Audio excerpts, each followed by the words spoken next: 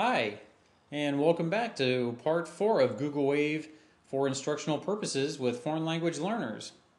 So to review, in the last step, we actually had the students go through and record messages to me reciting the Langston Hughes poem. And as the instructor, I gave them feedback. So now the next piece of this is, okay, so students have now practiced reading the poem. What does it mean? So how do they begin to construct meaning using this poem?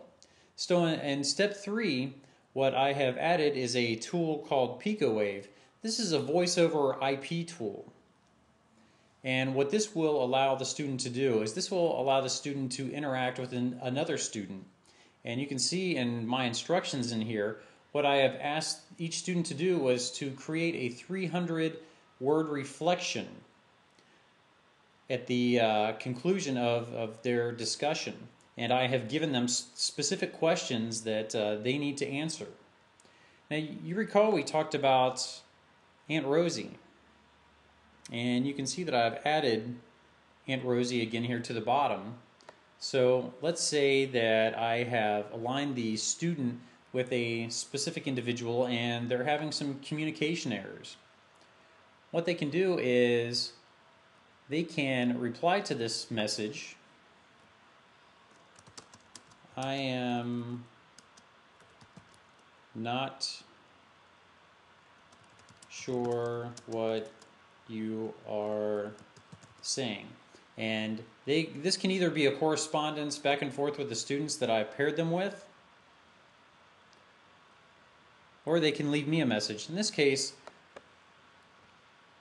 let's say they want to leave this in Portuguese. You can see that this is now beginning to take form. They can translate this in real time.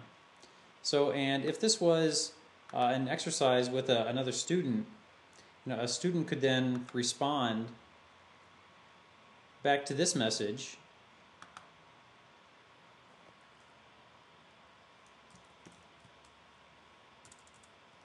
Oops. If you look up the word, and you can see how I'm typing things instantaneously, but they can go back and they can select Portuguese again. In fact, let's select Korean.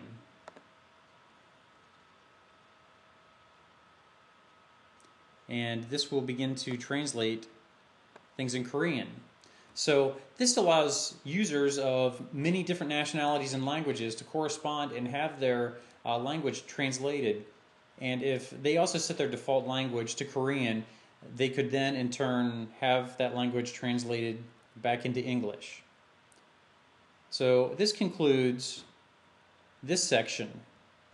Next we will actually begin looking at how to introduce a deeper meaning into the student lessons plan.